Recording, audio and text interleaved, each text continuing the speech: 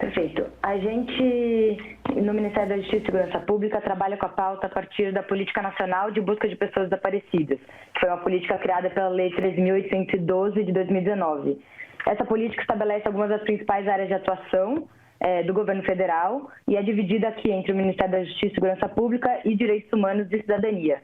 Na nossa parte aqui no MJ, a gente lida com a parte, tudo que diz respeito à busca e investigação no âmbito do sistema de segurança pública, e a gente teve alguns principais avanços nesses últimos 2 anos, na verdade, desde 2023 e 2024, que acho que valem mencionar. Então, a gente começou em 2023 publicando o primeiro caderno temático de referência com as diretrizes nacionais para busca e investigação de pessoas desaparecidas, que eram diretrizes que não existiam até então. A partir dessa publicação, ano passado, a gente institucionalizou um curso de investigação e busca de pessoas desaparecidas.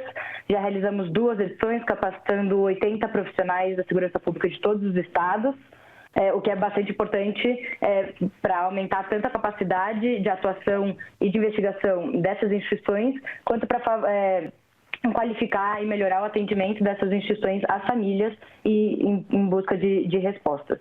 Além disso, uma das principais ações do Ministério no ano passado foi a implementação e a ampliação do Alerta Amber, que é um alerta em parceria entre o MJ e o Facebook, que divulga alertas rápidos no Instagram e Facebook de crianças e adolescentes desaparecidos em risco de vida. Então, a gente já está atualmente em 19 estados, 5 estados ainda aguardam assinatura e deve acontecer em breve. Então, a gente está aí em quase todo o país. Acho que vale ainda mencionar que a gente fez uma primeira doação de viaturas que nunca tinha sido feita. Então, acho que do ponto de vista de investimento nessas estruturas especializadas de busca e investigação também é muito relevante. A comunicação e divulgação dos casos de desaparecimento por redes sociais tem sido uma dos instrumentos mais utilizados para a busca de pessoas desaparecidas. E a partir daí, acho que é muito importante, inclusive com o Alerta Amber, que a sociedade esteja atenta para caso veja essa pessoa, especialmente se for uma criança, pela situação de vulnerabilidade, enfim, que a pessoa pode estar correndo, e que avise, se avistar essa pessoa, avise as autoridades. Mas acho que ainda nesse tema vale mencionar que a gente já está muito atento também, infelizmente, nessas divulgações, tanto você, família, que está divulgando um caso de desaparecimento, sempre colocar números oficiais, então não colocar o seu telefone pessoal, seu WhatsApp, seu endereço, porque tem muitos casos de golpes, enfim, ou de informações falsas. Então é importante que a polícia sempre intermedie essas comunicações, mas que a população de fato esteja atenta a esses casos e ajude em casos de localização. A partir de dezembro de 2023, o Ministério começou a publicar continuamente, de forma qualificada, dados sobre desaparecimento e localização de pessoas, que não era feito até então. A gente tem, então, um painel de dados nacionais de segurança pública que contém desaparecimentos e localizações e atualizado mensalmente. E temos também, no caso de desaparecimentos, relatórios que a gente faz anualmente que detalham um pouco mais o perfil desses desaparecimentos e que são coletas de informação junto às autoridades centrais e estaduais, que são figuras dos estados responsáveis pela política. Então, a partir daí, a gente consegue começar a desenhar algum perfil desses desaparecimentos. Então, de 2020 a 2023, por exemplo, a média anual de desaparecimentos foi 71 mil casos. E desses, grande parte, então, cerca de 59% são de pessoas do sexo masculino. Apesar disso, se a gente pega um recorte de 0 a 18 anos, quem mais desaparece são meninas, são do sexo feminino. Então, 61% das pessoas que desaparecem de 0 a 18 anos são mulheres, especialmente na faixa etária de 12 a 17 anos, o que é um perfil que começa a nos indicar algumas situações que merecem atenção. Além disso, se pegar especificamente criança e adolescente, então 27% dos casos, em média, é dessa faixa etária. E a gente ainda tem aí o principal desafio em relação a esses perfis, diz respeito à raça-cor. Então, para 2023, a gente tem que 35% dos desaparecimentos são de pessoas pardas e 32% de brancas.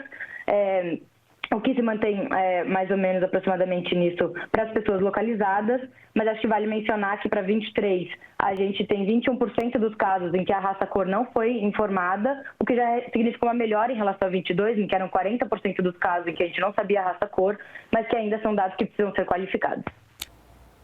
Sim, então a partir a gente institucionalizou esse primeiro curso de investigação policial no ano passado, executou 2 edições. Isso é um avanço bastante importante, foi uma das principais atribuições do Ministério da Justiça em relação a essa política junto às instituições de segurança pública. A gente tem um problema por exemplo, de falta de capacidade, então a gente nacionalmente, nem todos os estados têm estruturas especializadas de busca e investigação de pessoas desaparecidas, o que também não significa, apesar de não serem estruturas especializadas, todas as estruturas têm atribuição e têm responsabilidade de fazer a busca e localização de pessoas desaparecidas.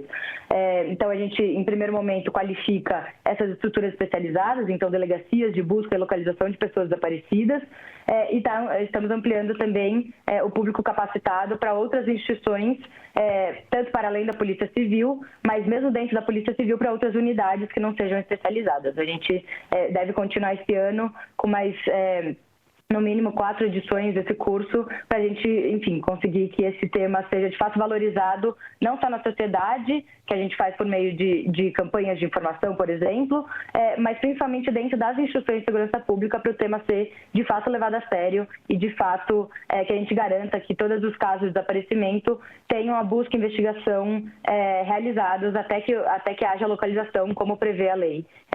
Perfeito. Então, ano passado, uma das nossas principais ações também foi o que a gente está chamando de mobilização nacional de identificação de pessoas desaparecidas.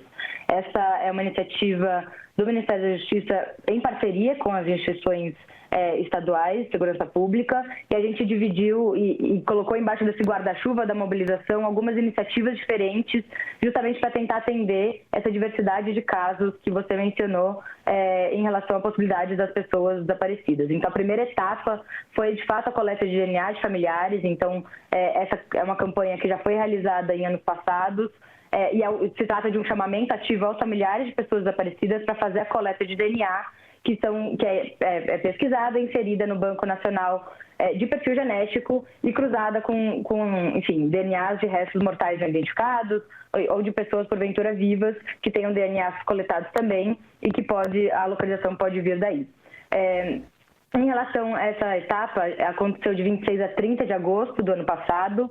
Foram 1.645 amostras de familiares que foram coletadas, o que equivale a 1.292 casos, porque para um caso você pode ter a coleta do pai da mãe do irmão, enfim. Essas coletas aconteceram em quase 300 postos de coleta espalhados por todo o Brasil, e até o momento a gente tem 3 identificações comunicadas, sendo que isso vai ser atualizado nas próximas semanas por um relatório da Rede Integrada de Bancos de Perfil Genético, que vai nos passar essa última atualização dos dados. Ainda nessa mobilização, a gente tem mais 2 etapas previstas ainda para esse ano. Então, a primeira é a coleta de DNA e impressões digitais de pessoas vivas que sejam acolhidas na saúde e na assistência. Então, é justamente esses casos de uma pessoa que passou mal, que foi internada, que está em coma, ou que, enfim, que está dentro de alguma instituição de saúde e de assistência social e não sabe dizer quem é. Então, para estes casos, a gente está também articulando com os institutos de identificação, os institutos de genética forense, etc., e especialmente com a saúde e assistência social, para que nesses casos de pessoas não identificadas seja acionada a segurança pública para fazer essas coletas de identificação. E aí, a última etapa ainda se trata do processamento de impressões digitais de pessoas falecidas que não tenham sido identificadas e que a gente ainda tem esse passivo sem ter sido pesquisado nos estados. Então, a gente está articulando essa força-tarefa também com essas instituições.